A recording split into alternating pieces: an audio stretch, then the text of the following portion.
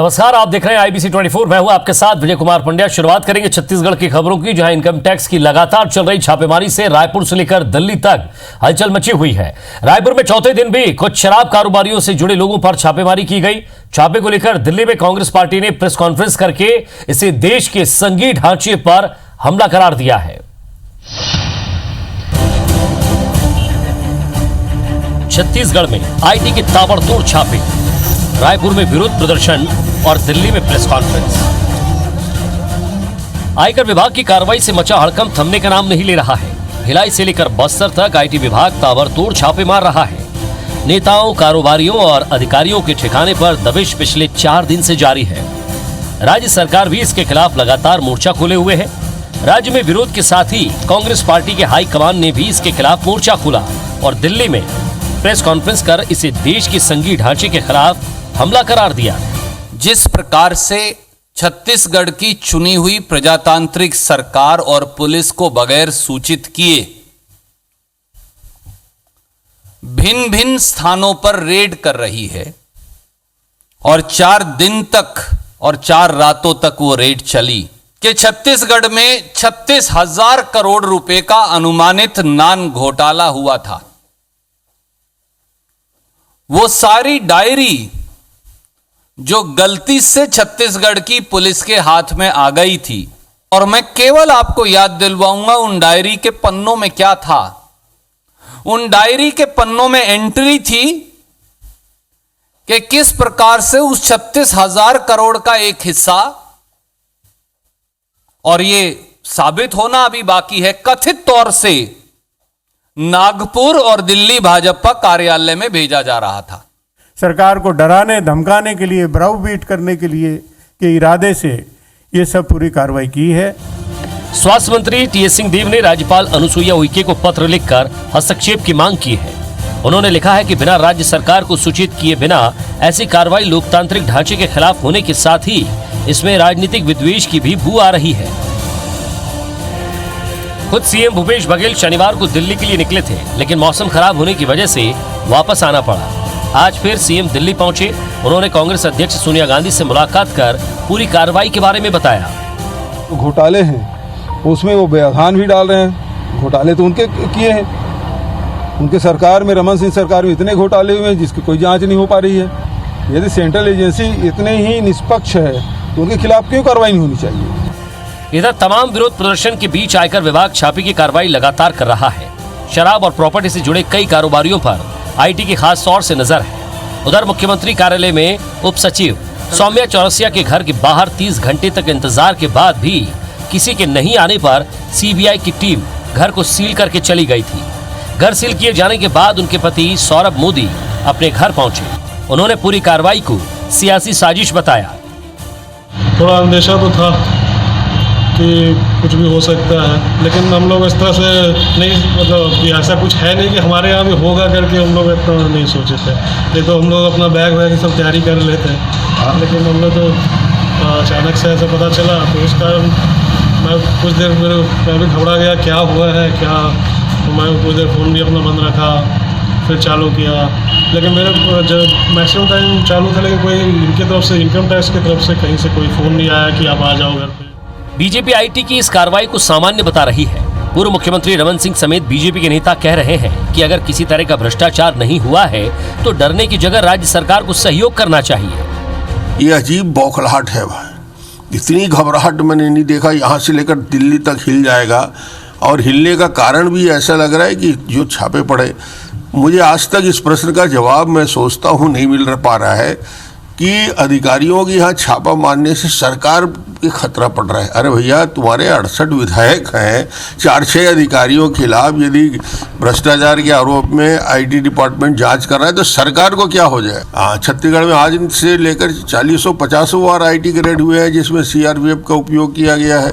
स्थानीय पुलिस को नहीं बुलाया गया। माल पानी दबाए नहीं हो तो क्यों उसके लिए परेशान हो। अब जाकर के इनकम टैक्स ऑफिस घेराव कर रहे हैं, कहीं घेर रहे हैं, कहीं राजभवन घेरेंगे।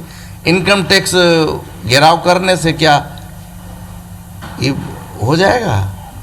जब माल के गिनने वाले मशीनें बहुत जब्त हो रही हैं, एक से एक लोग बालू का पैसा है, दारू का पैसा है और अवैध तरीके से ज़मीनों के प्लाटिंग के पैसा है।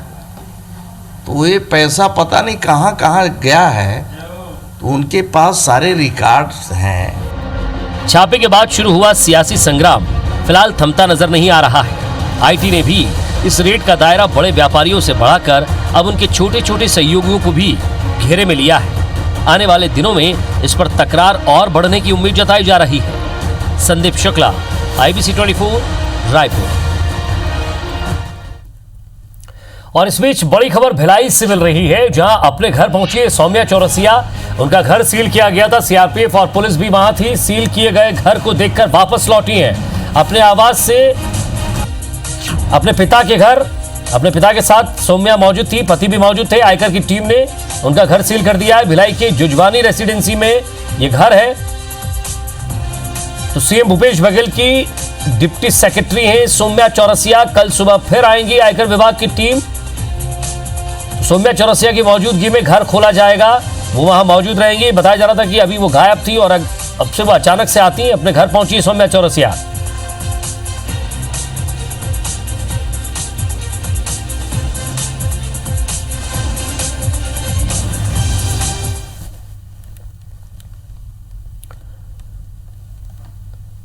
तो छत्तीसगढ़ की राज्यसभा सीट को लेकर आज कांग्रेस की अंतरिम अध्यक्ष सोनिया गांधी से मुख्यमंत्री भूपेश बघेल ने चर्चा की है। सीएम बघेल ने बताया कि इस मुद्दे पर सोनिया गांधी को जानकारी दी गई है कि छत्तीसगढ़ की 2 राज्यसभा सीट खाली होने वाली है और दोनों सीटों पर कांग्रेस के राज्यसभा सदस्य बनेंगे। बघेल ने कहा है कि इन सीटों के लिए उम्मीदवार कौन होगा, इसका फैसला आलाकमान करेगा। 26 मार्च को राज्यसभा का चुनाव होना है। छत्तीसगढ़ से कांग्रेस के राज्यसभा सांसद मोतीलाल वोरा और भाजपा के रणविजय सिंह जुदेव का कार्यकाल खत्म हो रहा है। राज्यसभा में हमारे यहाँ 2 सीटें हैं। पिछले समय एक सीट माननीय वोरा जी आए थे, एक भारतीय जनता पार्टी के थे। इस समय दोनों सीट कांग्रेस की झोली में आएगी। तो हमने जानकारी उनको दे दी है मैडम को कि 2 सीट हमारे हैं। अब जो भी आलाकमान जो नाम तय करेंगे वो हमारे कैंडिडेट होंगे। भारतीय जनता पार्टी के राष्ट्रीय पदाधिकारी प्रत्येक जिलों में 5-5 दिन कार्यक्रम करेंगे और इस दौरान वे ब्लॉक और मंडल स्तर पर कार्यकर्ताओं की बैठक लेंगे। इसके अलावा पिछले दिन हुए नगरीय निकाय चुनाव में जीते हुए भाजपा के पार्षदों में जिला पंचायत सदस्यों और जनपद सदस्यों का 28 और 29 मार्च को सम्मेलन होगा। प्रदेश पदाधिकारियों की बैठक 21 मार्च को रखी गई है। रविवार को कुशाभाऊ ठाकरे परिसर में हुई भारतीय जनता पार्टी की कोर ग्रुप की बैठक में निर्णय लिया गया है। बैठक में संगठन के कार्यों में तेजी लाने पर भी विस्तार से चर्चा हुई। बैठक में पूर्व मुख्यमंत्री रमन सिंह, प्रदेश अध्यक्ष विक्रम उसेंडी, नेता प्रतिपक्ष धर्मलाल कौशिक, प्रदेश संगठन महामंत्री पवन साय, प्रदेश मोर्चा प्रकोष्ठ प्रभारी राम प्रताप सिंह, राज्यसभा सदस्य सरोज पांडे, ब्रिजमोहन अग्रवाल, पुन्नूलाल मोहिले मौजूद थे।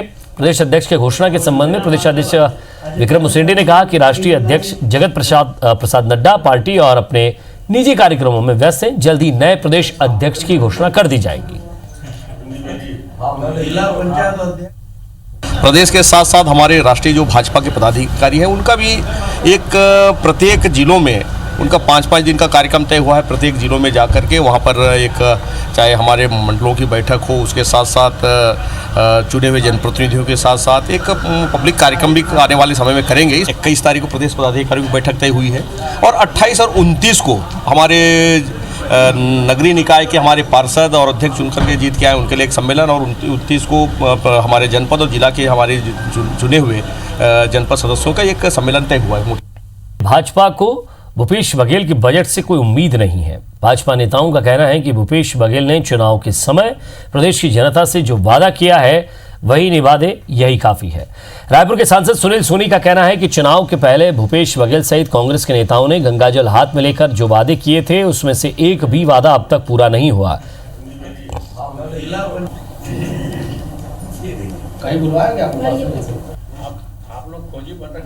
घोषणा किए हैं तो सारी घोषणाओं का प्रावधान जो है उस बजट के अंदर में होगा, ऐसी हम उम्मीद करते हैं। और नहीं करते हैं तो फिर जवाब दें कि 1 साल के बाद में, 1.25 साल के बाद में छत्तीसगढ़ की जनता के साथ में हमने उनकी भावनाओं के साथ में खिलवाड़ किया, इस बात को स्वीकार करें। इस बजट की दृष्टि से मुझे नहीं लगता कि ये छत्तीसगढ़ के दृष्टि से बजट में यहाँ के जिन वादों और घोषणाओं के साथ ये सरकार बनी है उसका कहीं क्रियान्वयन होते हैं, और बजट में बहुत सारी चीज़ों का समावेश भी नहीं होगा। जिस प्रकार से ये लगातार ये सरकार घाटे में चल रही है, बहुत सारी चीज़ें जो वादों के साथ आई है उस पर बहुत बड़ा यहाँ के जनता के हित में निर्णय होगा, ऐसा मुझे नहीं लगता वर्तमान नए प्रदेश में इंफ्रास्ट्रक्चर के निर्माण में भारतीय जनता पार्टी की सरकार के जो कार्य चल रहे थे वो कार्य भी पिछले वर्षों में अधूरे थे। पिछले वर्ष का बजट में जैसे ही नई सरकार आई हमें उम्मीद थी कि उन कार्यों को कम से कम अमली जामा पहनाएंगे, मगर मुझे 1 वर्ष के ये 14 माह के कार्यकाल में कहीं भी ऐसा प्रतीत नहीं हुआ कि पुराने बजट में से कोई कार्य खर्च हुआ। नौजवान हो, बिजली का मामला हो, शराब का मामला हो, विकास की बात हो, सब मामलों में जिस प्रकार से इस सरकार के प्रति आक्रोश दिख रहा है, तो ये बजट भी केवल एक झूठ का पुलिंदा ही होगा, जैसे इनका चुनावी घोषणा पत्र झूठ का पुलिंदा था। राष्ट्रपति रामनाथ कोविंद सोमवार को गुरु घासीदास सेंट्रल यूनिवर्सिटी के 8वें दीक्षांत समारोह में शामिल होंगे। समारोह को लेकर तैयारी पूरी कर ली गई है। निर्धारित समय 11 बजे शोभा यात्रा के साथ समारोह की शुरुआत होगी। 74 छात्रों को गोल्ड मेडल दिए जाएंगे, 75 को पीएचडी की उपाधि से सम्मानित किया जाएगा। दानदाताओं की ओर से 5 पदक मिलेंगे, 1 पदक गुरु घासीदास विश्वविद्यालय की ओर से दिया जाएगा। मंच पर महामहिम राष्ट्रपति रामनाथ कोविंद के साथ राज्यपाल अनुसुईया उइके, सीएम भूपेश बघेल, कुलाधिपति अशोक मोडक, कुलपति प्रोफेसर अंजुला गुप्ता और कुल सचिव प्रोफेसर शैलेंद्र कुमार मौजूद रहेंगे। 2500 मेहमानों के लिए समारोह स्थल में बैठक व्यवस्था की गई है। समारोह स्थल पर सेल्फी पॉइंट विशेष रूप से बनाया गया है।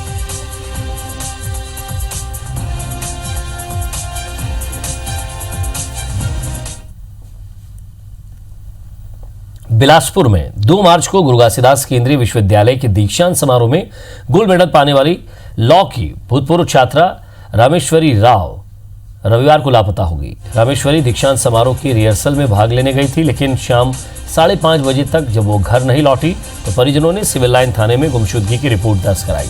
वहीं परिजनों ने अपहरण की आशंका भी जताई। बताया जा रहा है कि छात्रा आखिरी बार सिविल लाइन क्षेत्र में देखी गई थी। बहरहाल पुलिस युवती के परिचितों से पूछताछ कर उसकी तलाश में जुटी है। आपको बता दें कि 2 मार्च को राष्ट्रपति रामनाथ कोविंद जीजीयू में आयोजित दीक्षांत समारोह में उपाधि सहित स्वर्ण पदक से छात्रों को सम्मानित करेंगे। ऐसे में छात्रा का अपहरण होने से उसके परिजन बेहद चिंतित हैं। छात्रा के भाई ने ट्विटर पर एसपी, मुख्यमंत्री और गृह मंत्री से अपनी बहन के लिए गुहार लगाई है।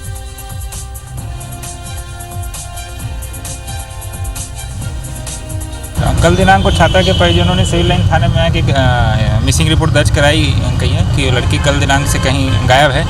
उसके कुछ दोस्तों से बात हुई है। उन्होंने बताया कि 3-4 दिन से कुछ परेशान रहती थी। अभी इसकी गुमशुदगी दर्ज कर अभी पतासाजी की जा रही है। अभी तक उसके बारे में कोई जानकारी नहीं मिल पाई। छत्तीसगढ़ के दंतेवाड़ा में रविवार को मुख्यमंत्री कन्या विवाह योजना के तहत 300 जोड़ों का विवाह संपन्न कराया गया। इस कार्यक्रम में बतौर मुख्य अतिथि महिला एवं बाल विकास मंत्री अनिला भेड़िया ने शिरकत की और इस सामूहिक विवाह कार्यक्रम में ईसाई समुदाय के 7 जोड़ों ने भी शादी रचाई। इसके अलावा आत्मसमर्पित नक्सली युवक युवतियों ने ब्याह रचाया। लेकिन इन सब के बीच इस कार्यक्रम में खास बात मंत्री अनिला भेड़िया का बयान है, जो लोगों में चर्चा का विषय बन गया है। वहीं मंत्री के बयान के बाद मुख्यमंत्री कन्या विवाह योजना पर कई सवाल भी खड़े हो गए। यहां मीडिया से चर्चा के दौरान मंत्री अनिला भेड़िया ने कहा कि टारगेट पूरा करने के लिए शादीशुदा लोगों की भी शादी कराई जा सकती है। उन्होंने बयान दिया कि जो लोग पहले से शादीशुदा है लेकिन योजना के लिए रजिस्ट्रेशन पूर्व में करा चुके हों तो ऐसे लोगों को भी हम टारगेट पूरा करने के लिए शादी कराते हैं। मीडिया कर्मियों ने दोबारा ये पूछा कि क्या आप शादीशुदा लोगों की शादी की बात कर रही हैं, तो इस पर महिला मंत्री ने जवाब में हाँ कह दिया। ऐसे नहीं होगा, वो 1-2 महीना पहले शादी हुआ होगा, रजिस्ट्रेशन विभाग में करा लिए थे इन लोगों ने पहले, पर हमारे पास जोड़ा तैयार नहीं था, ऐसे लोग आके बैठ जाते हैं। अंबिकापुर नगर निगम में नेता प्रतिपक्ष का नाम तय हो गया है। पूर्व महापौर प्रबोध मिंज नेता प्रतिपक्ष की बागडोर संभालेंगे। पर्यवेक्षक के तौर पर पहुंचे बीजेपी नेता नारायण चंदेल ने पार्षदों और बड़े नेताओं से चर्चा की, जिसमें ज्यादातर लोगों ने प्रबोध मिंज के नाम पर सहमति जताई, जिसके बाद प्रबोध मिंज का नाम घोषित किया गया। वहीं प्रबोध मिंज से नाराज कुछ बीजेपी के पार्षदों ने हंगामा कर दिया।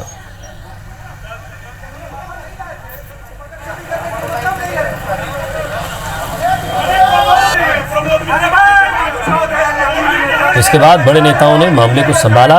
इस दौरान प्रबोध मिंज ने कहा कि निगम के बेहतर काम के लिए निगम सरकार के साथ रहेगी, लेकिन आम लोगों के अहित के कामों का जमकर विरोध भी करेंगे।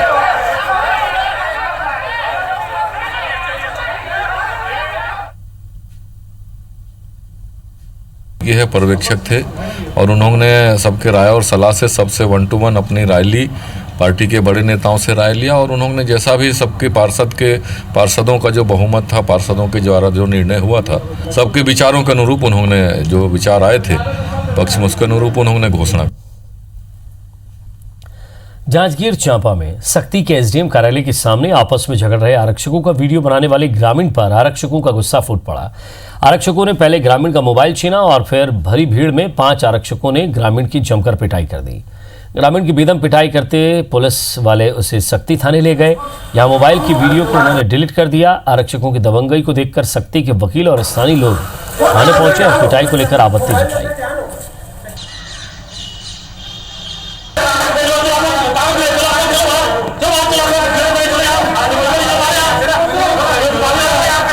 मामले की तुल पकड़ने और वीडियो वायरल होने के बाद पुलिस के उच्च अधिकारी अब जांच की दुहाई दे रहे हैं। जानकारी के अनुसार सुआडेरा गांव का ग्रामीण प्रेम सिदार किसी काम से एसडीएम ऑफिस पहुंचा था।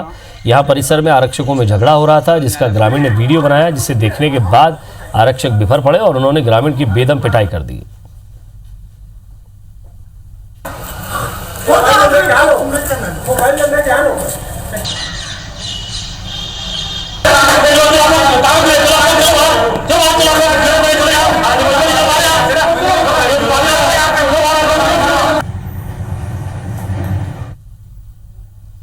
बीजापुर में करोड़ों की लागत से बनाई जा रही निर्माणाधीन सड़क भ्रष्टाचार की भेंट चढ़ गई है, जिससे ग्रामीणों में गुणवत्ताहीन सड़क निर्माण को लेकर बेहद आक्रोश देखने को मिल रहा है। वहीं भाजपा की सड़कों की गुणवत्ता को लेकर राज्य सरकार पर केंद्र की योजनाओं पर बट्टा लगाने का आरोप है।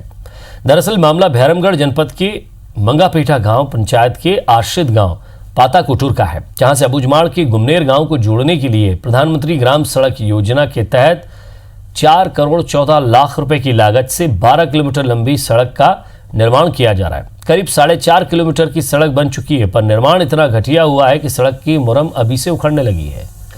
ग्रामीणों का आरोप है कि मुरम पर रोलर नहीं चलवाया गया, जिससे मुरम अंगुली से ही उखड़ने लगा है। वहीं पुलिया पर ह्यूम पाइप लगाया गया है, जो वाहनों का वजन नहीं झेल पाएगा। इसमें जांच के पास पाया जाता है कि वास्तव में गड़बड़ी हुई है, उन सभी कर्मचारी अधिकारियों के विरुद्ध कार्रवाई की जाएगी। मैं यथासंभव इसी सप्ताह जांच कर लूँगा, टीम भेज करके उसमें जो भी गड़बड़ी होगा उसके खिलाफ कार्रवाई की। कल से माध्यमिक शिक्षा मंडल की मुख्य परीक्षा शुरू हो जाएगी। इस साल हाई स्कूल की परीक्षाओं में 3,92,068 और हायर सेकेंडरी परीक्षा में 2,77,475 विद्यार्थी शामिल होंगे। इस बार की परीक्षा के लिए उत्तर पुस्तिकाओं के पेज की संख्या में बदलाव किया गया है। उत्तर पुस्तिका में पेज की संख्या 40 से घटाकर 32 कर दी गई है। हालांकि 12वीं के फिजिक्स और गणित के पेपर के लिए 40 पेज की उत्तर पुस्तिका दी जाएगी। कल से हिंदी पेपर के साथ हायर सेकेंडरी स्कूल की परीक्षा शुरू हो गई है और 3 मार्च से हाई स्कूल की मुख्य परीक्षा शुरू हो जाएगी। इस साल की बोर्ड परीक्षाओं के लिए 23,003 परीक्षा केंद्र बनाए गए हैं।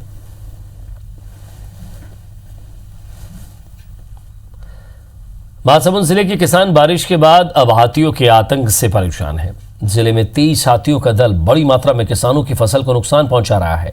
बारनपारा से हाथियों का दल यहां बताया जा रहा है कि यहां 7 दिनों से वो यही है।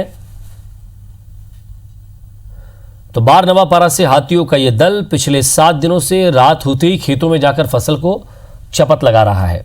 यह हाथी महानदी तट से खटसा, मोहकम, लहंगर, कुकराडी, बछोला, जोबा और आसपास के गांव से होते हुए जंगलों में जाते हैं और इस क्षेत्र में किसानों द्वारा लगाए गए धान की फसल को वो रौंद रहे हैं।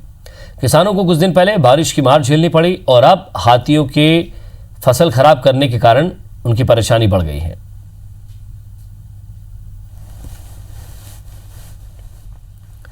विश्वास, विकास और सुरक्षा के नारे के साथ बस्तर पुलिस नक्सल प्रभावित इलाकों में काम कर रही है। बस्तर आईजी सुंदर राज पी ने IBC 24 से खास बातचीत में बताया कि शासन की योजनाओं के तहत पिछले 10 से 12 सालों से कम्युनिटी पुलिसिंग का काम किया जा रहा है, जिसके तहत ग्रामीण क्षेत्रों में पहुंचकर ग्रामीणों की समस्याओं को दूर करने का प्रयास किया जा रहा है। बस्तर आईजी ने बताया कि पहुंच विहीन गांव में विकास कार्यों को अंजाम देना आसान नहीं होता, लेकिन अब ग्रामीणों की मदद से सड़कों का निर्माण किया जा रहा है। आपको बता दें कि बारसूल पल्ली स्टेट हाईवे का निर्माण नक्सली गतिविधि होने के कारण धीमी गति से चल रहा है। सड़क निर्माण के लिए नक्सल प्रभावित क्षेत्रों में कैंप भी खोले जा रहे हैं। 54 किलोमीटर लंबी इस सड़क के निर्माण से बस्तर, कोंडागांव, नारायणपुर, बीजापुर और दंतेवाड़ा जिले के 40 गांव के लोगों को फायदा मिलेगा। कराने के लिए बस्तर पुलिस द्वारा अलग अलग क्षेत्र में अलग अलग नाम पर कम्युनिटी पुलिसिंग कार्यक्रम आयोजित की जाती है। बस्तर जिला में विगत 10-12 वर्षों से आमचो बस्तर आमचो पुलिस का जो कम्युनिटी पुलिसिंग कार्यक्रम संचालित है। आज बोदली गांव में भी हम लोग आए थे। इसमें गांव वाले का कुछ मांग थे, PDO शॉप का लेकर और आंगनबाड़ी केंद्र, इन तमाम मांग को आज पूर्ति भी की गई थे। और इसी के साथ फिलहाल इस बुलेटिन में इतना ही। नमस्कार।